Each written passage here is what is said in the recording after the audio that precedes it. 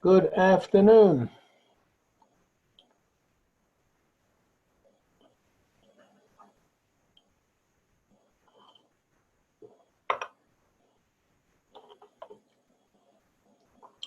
Hello, Kent. Can you hear me? I can hear you perfectly. How are you doing, Rabbi? Thank God. Good afternoon. Can you see me clearly, or must I close my curtains behind me? No, I can see you clearly. Absolutely. Yeah, no problem.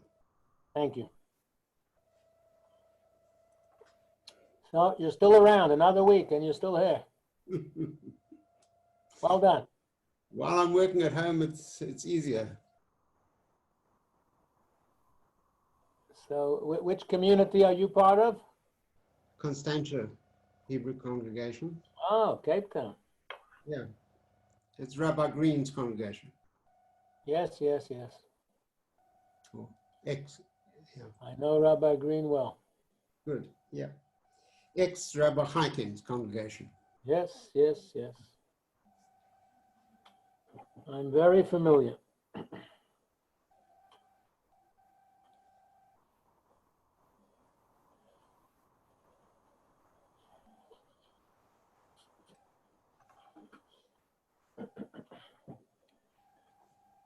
Hello, Shmuley. Hello, Jeff. Hello, Michael.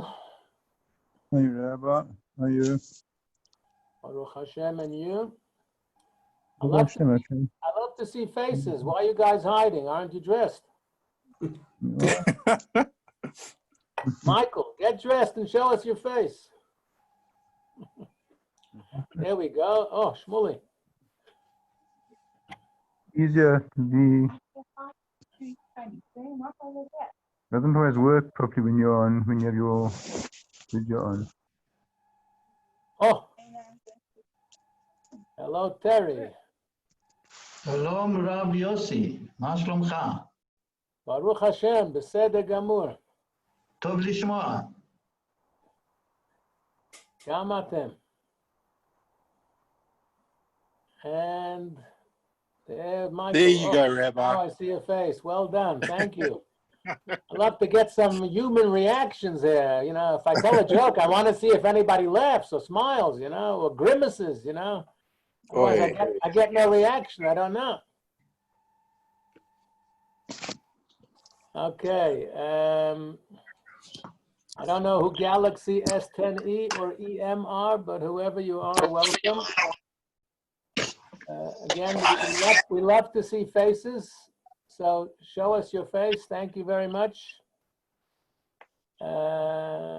Andrew Snyder, where are you calling in from, Andrew? You must unmute yourself, Andrew. From Johannesburg, Rabbi. Where in Johannesburg? Craighall. Wonderful, wonderful. And Jeff Sasinski, where are you from? You're muted. You must. Hi, From Jeff. Rabbi Bacher's also Craig Hall. Yeah. Okay, very nice. Eric Janet, show us your face. You're a good-looking guy. We could look at you.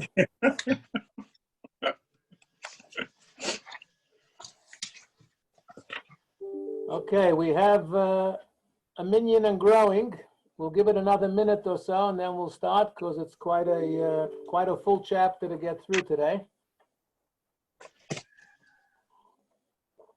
Oh, Shalom Aleichem, Eric. All the better for seeing you. From the Sydenham Shul. Mervyn Ringo. Hello, Mervyn. Okay. So once again, if you're in a presentable situation, we would love to see your faces. So it could be a really personal, human, interactive shir. I'm not going to mute you all. If there's noise in your environment, please mute yourself. If it gets out of hand, then I'll have no choice but to mute people, but I would really prefer not to unmute people so we could take a question or two or three, whatever necessary. Okay, so hello, Ivor, welcome. Thank you. Thank you. Okay.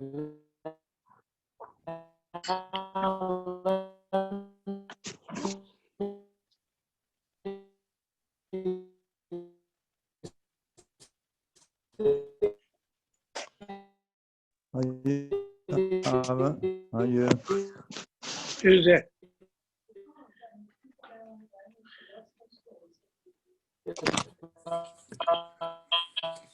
Oh, Mark. How's it?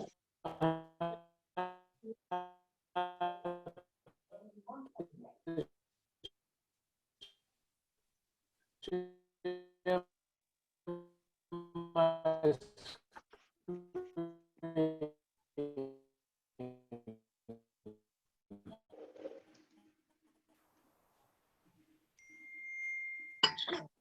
see.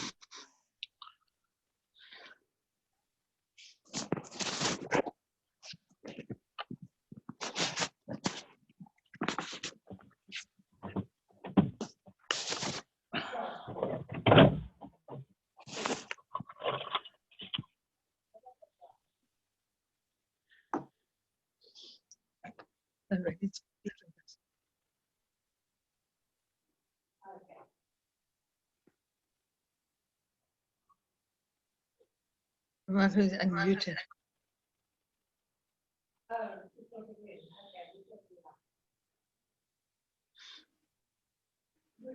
Well, let it come in, and then if it came in today, then I'm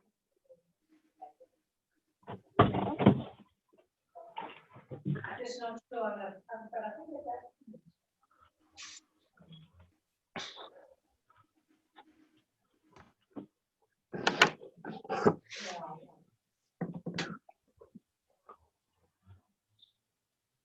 Yeah, but she was working. Yeah, I understand, but.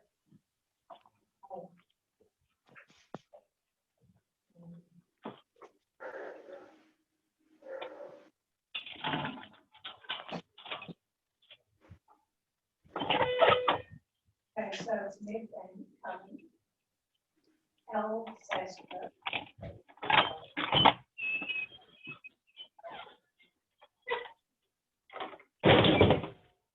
And then it's sugar, A is for sugar, T up.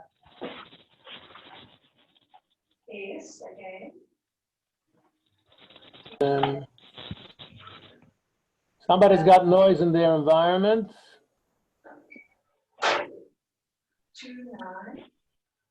2-9. Okay, we're ready to start. Must I mute everybody? Whoever's talking there, can you mute yourselves? Okay, I think I've muted them. All right. Let's see how we go here. Okay, so we have, okay, chapter a day, Monday the 20th of August 10th, chapter 3 of the laws of Talmud Torah, the laws of Torah study. So it's quite a busy chapter with quite a lot to get through, a lot of interesting material. So let's get moving. So, B'shloish Ksorim, those of you who study Pirkei Avot, it's quite a famous line. 3 crowns were conferred upon Israel, the crown of Torah, the crown of priesthood, and the crown of royalty. Aaron, Moses' brother, the first Kohen Gadol in history, merited the crown of priesthood. David, king of Israel, the crown of royalty. David Melech Yisrael, Chai V'Kayam. So those things are hereditary. You're a Kohen if your father is a Kohen. You're a king or a candidate to be a king only if you can trace your lineage to King David. But the crown of Torah in paragraph 3 is set aside, waiting and ready for each and every Jew. It's our birthright. The Torah is the birthright of every single Jew. As it says, Torah tziva lanu Moshe marasha kehilat Yaakov. We teach that song to our children, right? Torah, Torah, Torah. But it's it's very meaningful. It's from the end of the Chumash in Zot HaBracha, just before we finish the Torah. the Torah which Moses commanded us, Torah Tziva Lanu Moshe, Morasha, is an inheritance, is the birthright of Kehilat Yaakov, the whole congregation of Jacob, meaning every single Jew, the Torah belongs to him or her, and it's there for the taking. We just have to get up and get it. Today, there's so many things available, like this year on Zoom, but we just have to, make the effort. So lest you say that the other crowns of priesthood and royalty surpass the crown of Torah, so the book of Proverbs tells us, by me kings reign, princes decree justice, and nobles rule. Thus you have learned that the crown of Torah is greater than the other. And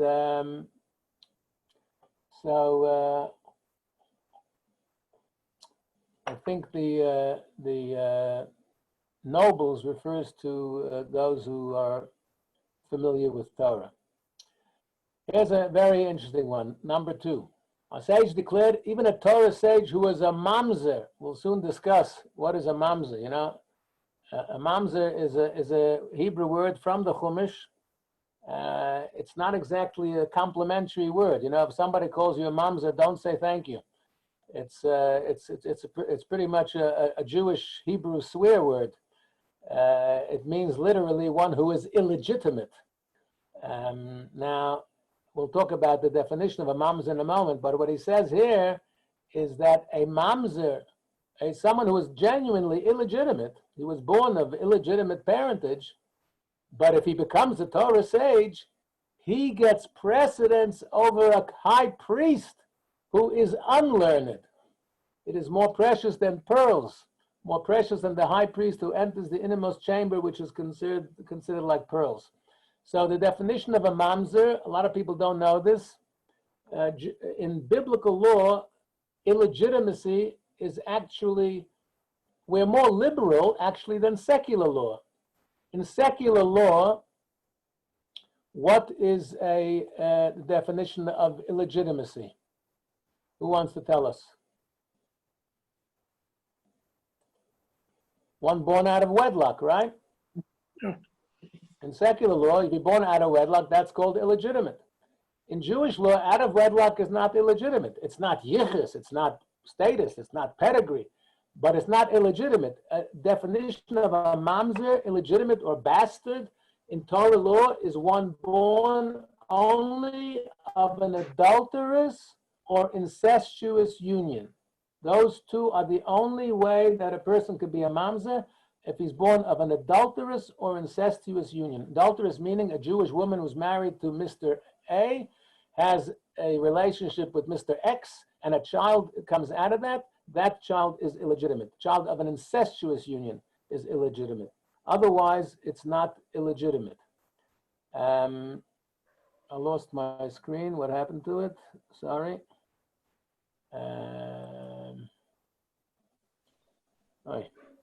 So, Rabbi, if a child is born to a married Jewish man and an unmarried Jewish woman, that child is not a mamzer. Correct. Now, what happened to my screen?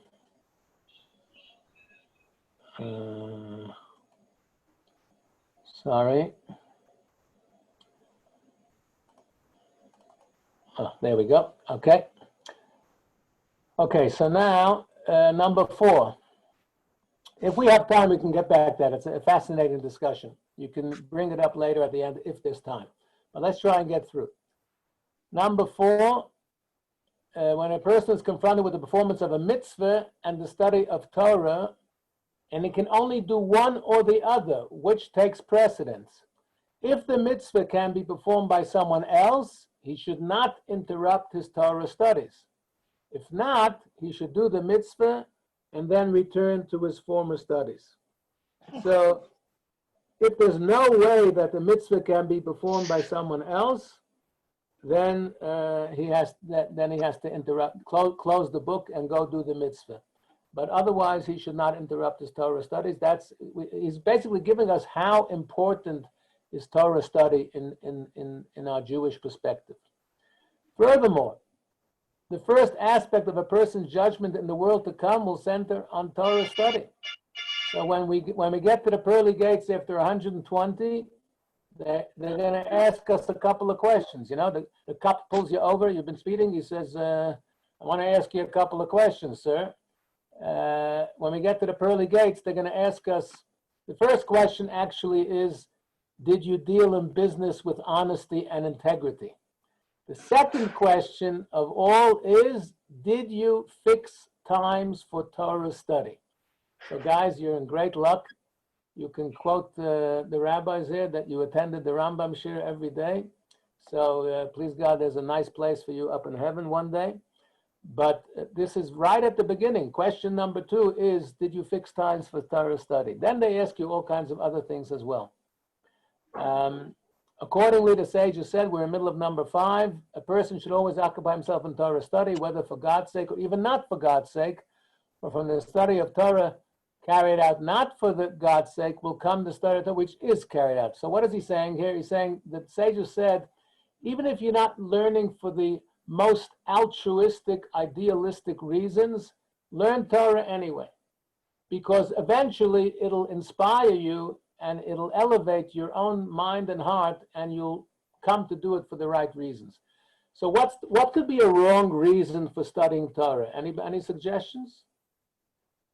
What could be wrong about studying Torah? How could a person study Torah for the wrong reasons? For financial reward. Sorry, a little louder. For financial reward only. For financial reward, that's a good reason. There are people who might do it for financial reward. They want to become a rabbi. In their foolish ignorance, they think that rabbis get rich, so they want to become a rabbi. Mishugoyim, you know, I don't know. They should send them to me first. But let's say he thinks that he's going to get financial reward for being learned. That's one wrong reason. Another person might do it for respect. He wants people to say, "Oh, he's such a scholar. He's a gelerente. He knows so much." You know, so those are wrong reasons. Yet the rabbis say, even for the wrong reasons, study Torah, because eventually the Torah will inspire you and elevate you, and you'll come to do it for the right reason. What's the right reason? The right reason is because it's the wisdom of God. Sorry? To teach. To teach, okay, that's a good reason. If you're not looking for that as a profession, if you're looking to make money from teaching, then you're also on the wrong path. But of course, it's not the most financially rewarding profession either, unfortunately. One of the problems in our world is that teachers and nurses are not paid enough. But that's a better reason than just for money or for respect. The ultimate reason is because l'shem shamayim, for the sake of heaven, because Torah is God's wisdom. We want to know what God wants. We want to know how to live. What is the correct way to live? So we have to study the Torah, which is God's manual for life.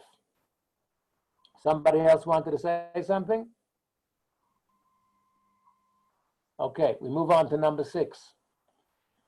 A person whose heart inspires and fulfills his mission in a fitting manner to become crowned of the ground should not divert it to other matters. He should not set his He should not try to do too many things at the same time. You know, ladies are better than men at multitasking. But trying to become a Torah scholar and a wealthy businessman at the same time is somewhat contradictory. It doesn't usually work. Rather, now this sounds extreme, I'll explain, the middle paragraph here, this is the path of Torah.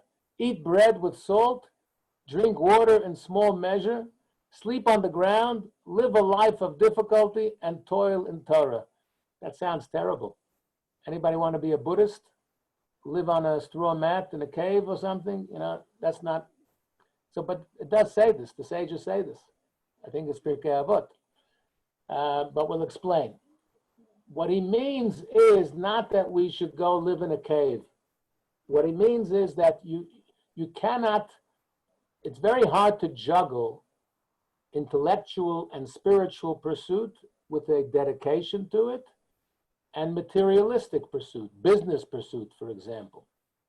So I am inspired and in awe of people I know who are still in business, and they're quite successful in business, and they don't go to work before they have a nice big shear after davening every morning, and only then do they go to work. So they don't get to work at the crack of dawn, they get to work a little bit later, or they leave a little earlier, or they have a lunchtime share every day, or they learn every evening. People who manage to find that balance to do business and Torah, I am absolutely in awe of such people, and there are many, many people who are doing that today. But what he's saying is that if your head is immersed in business, if you're completely engrossed and preoccupied with that, it's going to be difficult to tear yourself away and devote yourself to Torah, to an intellectual pursuit. So the task is not incumbent upon you to complete, nor are you free to desist from it. Also, Pirkei Avot, Rabbi Tarfon, I think, if you have acquired much Torah, you've acquired much reward, and that reward is commensurate with the difficulty invested. So in Pirkei Avot it says, Lefum tzayro agra, according to the effort is the reward. The harder it is for you, the greater will be your reward one day. Number 7. Perhaps you will say, I'll interrupt my studies until I made enough money. I made my first million or billion or trillion, and then I'll return and study Torah. Until after I buy what I need. I'll get my house. I'll get a house in Hermanus. I'll get a yacht. And then when I have time, I'll study Torah. Such thoughts, you will never merit the crown of Torah. Rather make your work secondary and your Torah study a fixed matter. Do not say, when I have free time, I will study, for perhaps you will never have free time. That's a direct quote from Pirkei Avot. There you see it, chapter 2, Mishnah 4, from Hillel. The famous Hillel said those words. And I've had this experience with people, you know. I say to them, "No, when are you coming to the shir? I never see you at our adult education programs." The guy comes to shul. He says, Rabbi, I'm busy now in my business, but soon we'll settle down, and then I'll come. No, 10 years go by, I still haven't seen him. I said, no, when are you, now you're already semi-retired, when are you coming? He said, oh, Rabbi, now I have no kayach. So there's never a good time. So basically, we have to make time for what we know ourselves. For something that is important to us, we will make the time. So we have to make the time for this. And Torah study has to be fixed. Fixed means that when you have the shir, you close your cell phone. You don't take calls during the shir. And you don't cancel the shir for every nonsense. It should be fixed.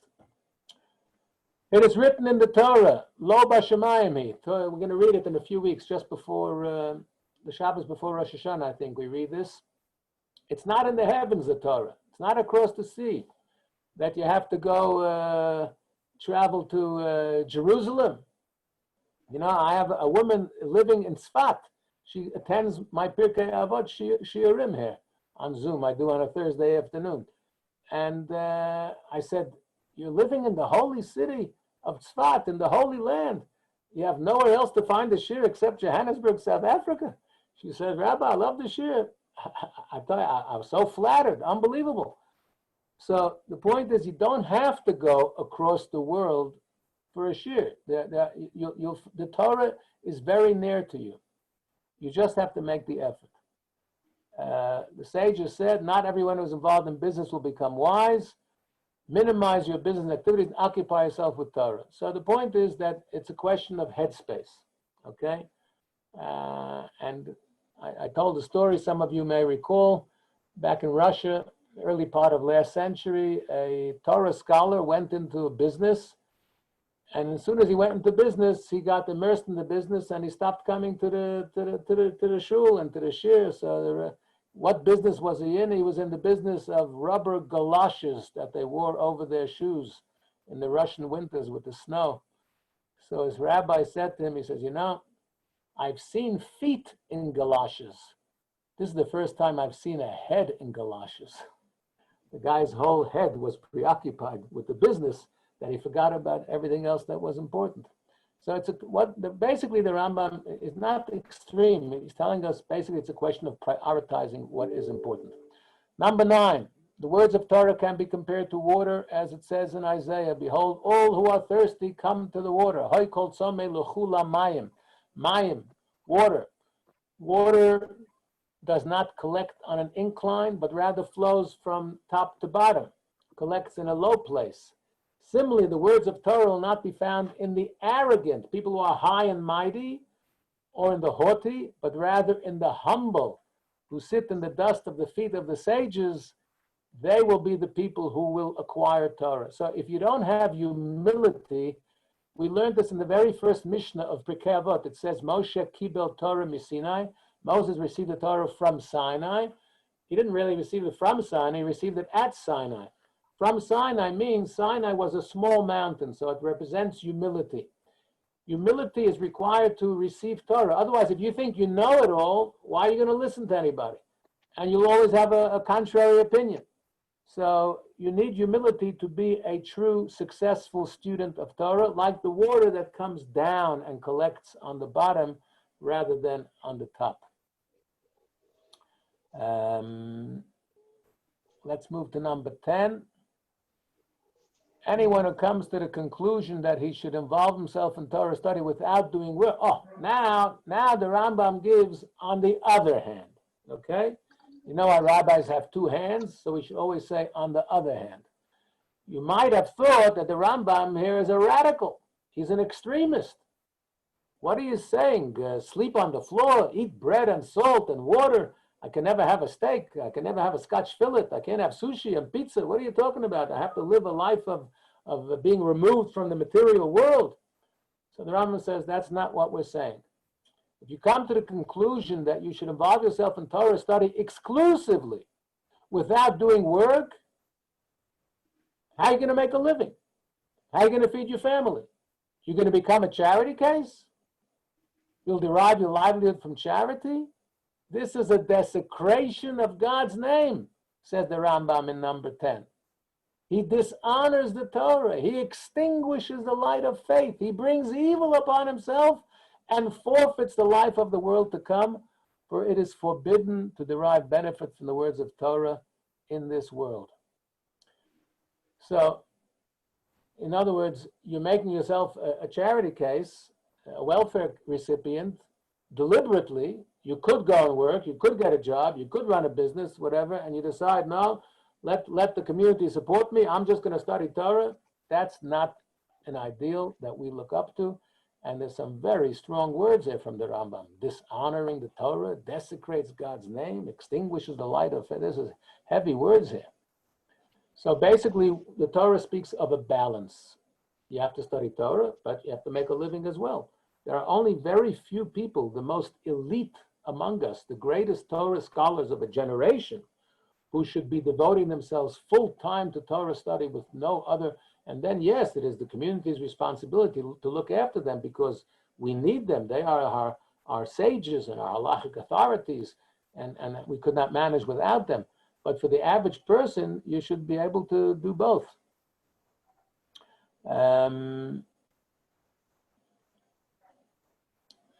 Towards the bottom of number 10, love, work, and despise rabbinic positions, also Pirkei Avot.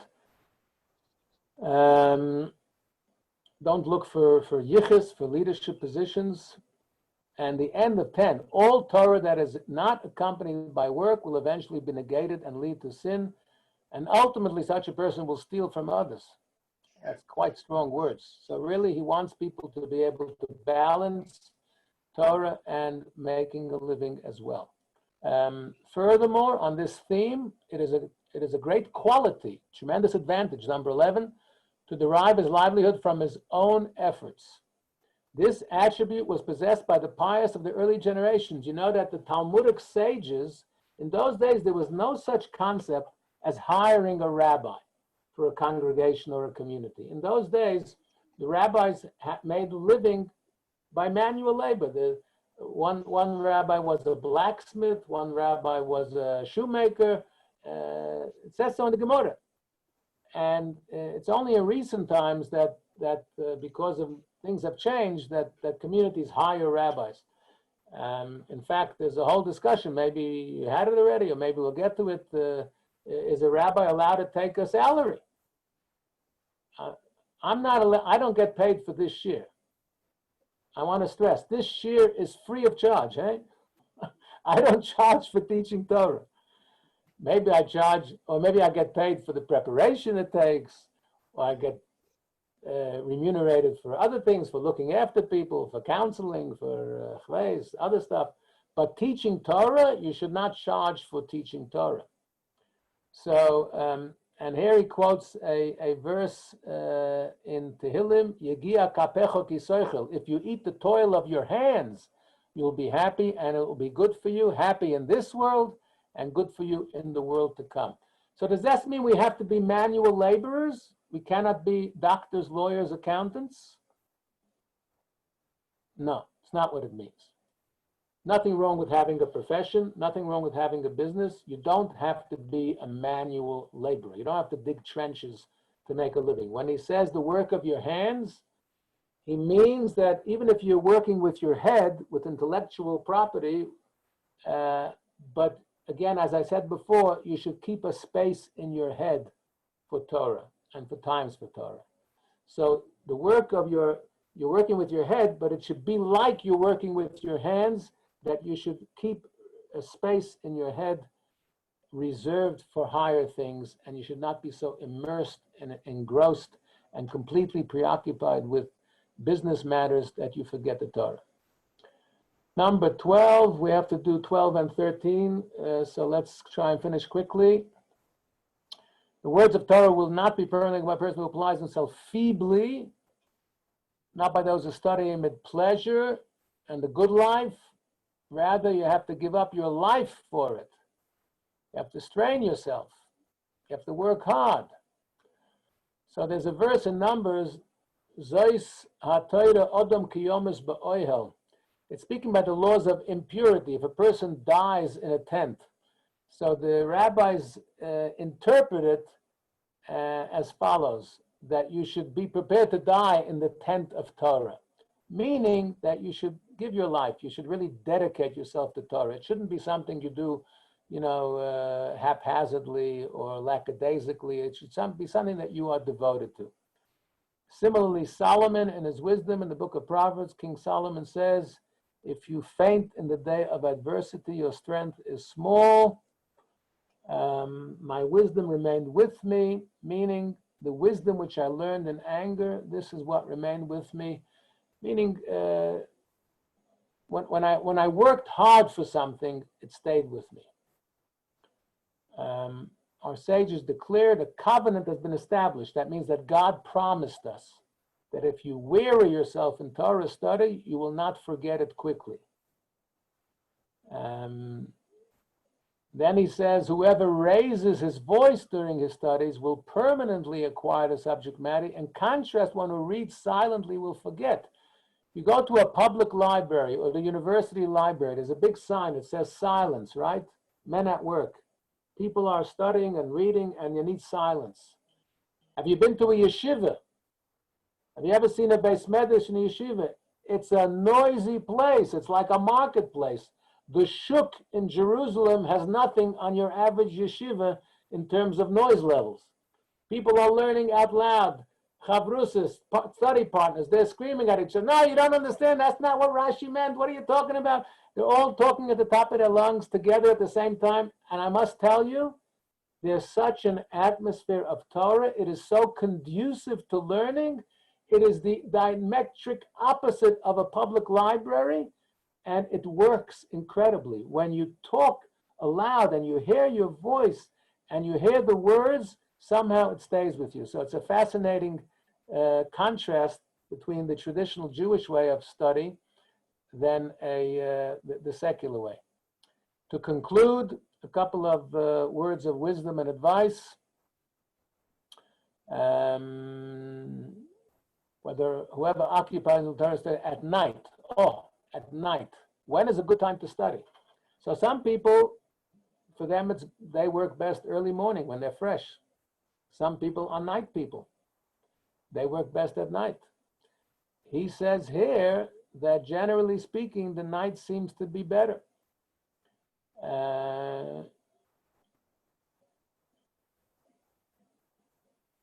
I know many sages who did all kinds of work and all kinds of appointments during the day, and at night, When everybody else went to sleep, they sat and studied Torah by candlelight for hours. So to conclude, if someone scorned the words of Torah, then we have strong words.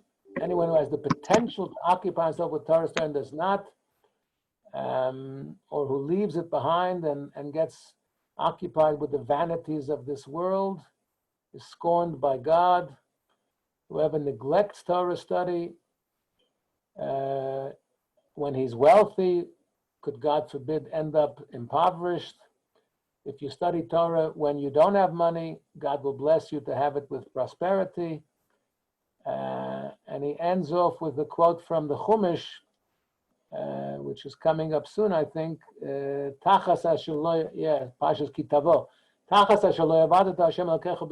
Because you did not serve God with joy, and when there was abundance, when you had it good, in the good times, when you had plenty of resources, you did not study Torah, then there's quite a few bad prophecies that of suffering that will happen. So, bottom line of what we have studied today is that we should fix times for Torah study. We should make time for Torah study. Torah study should be our main focus, and other things should take second place. And what else can I tell you? Any questions? Rabbi, there seems to be an emphasis on not enjoying what's in the world that we live in now, that one should in fact struggle, and as you said earlier, that has not been the trend in more recent years. Yet we have a situation like, say, the Nazir, who's actually frowned upon for depriving himself of things that in this world. There seems to be a difficult balance between the two.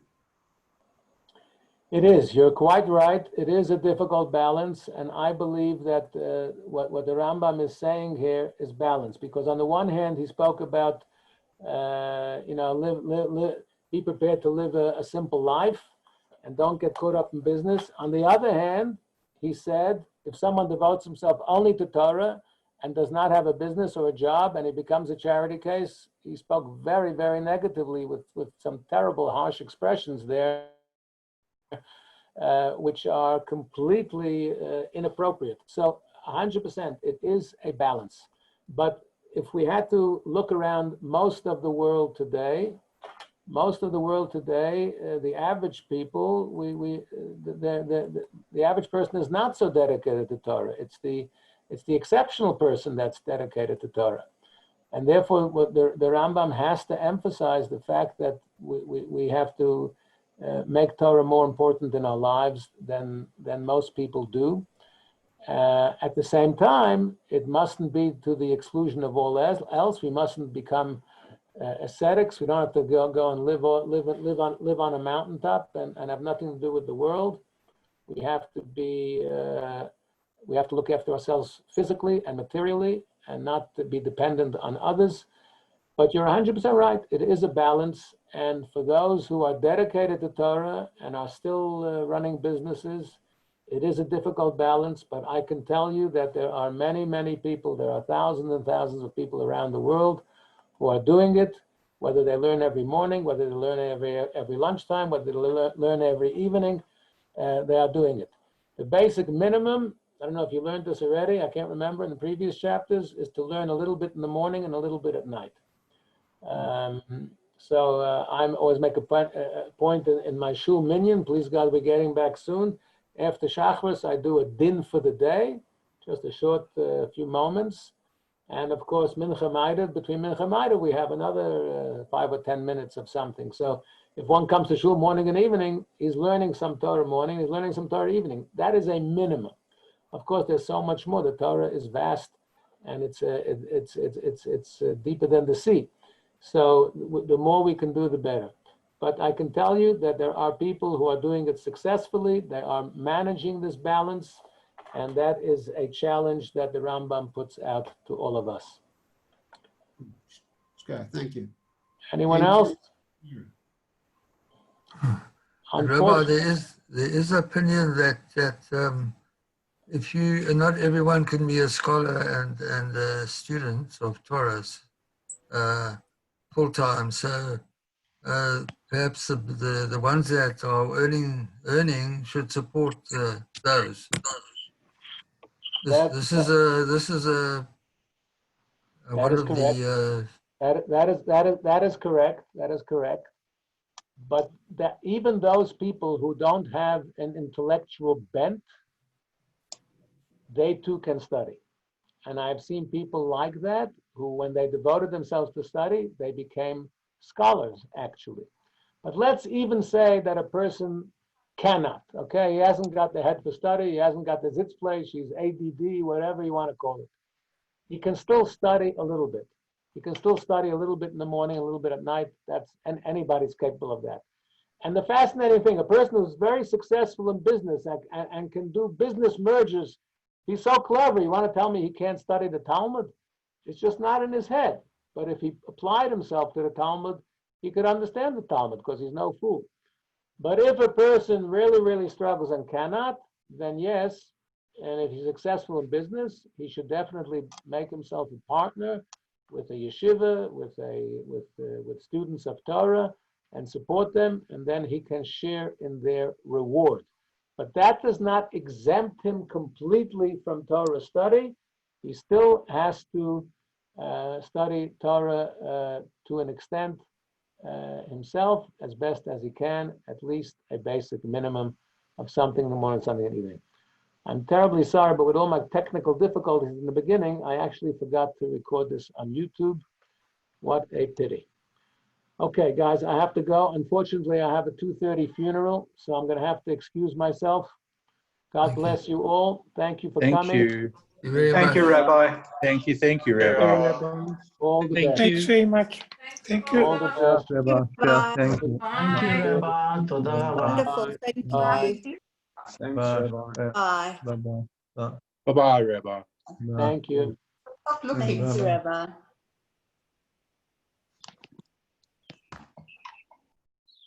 Mm.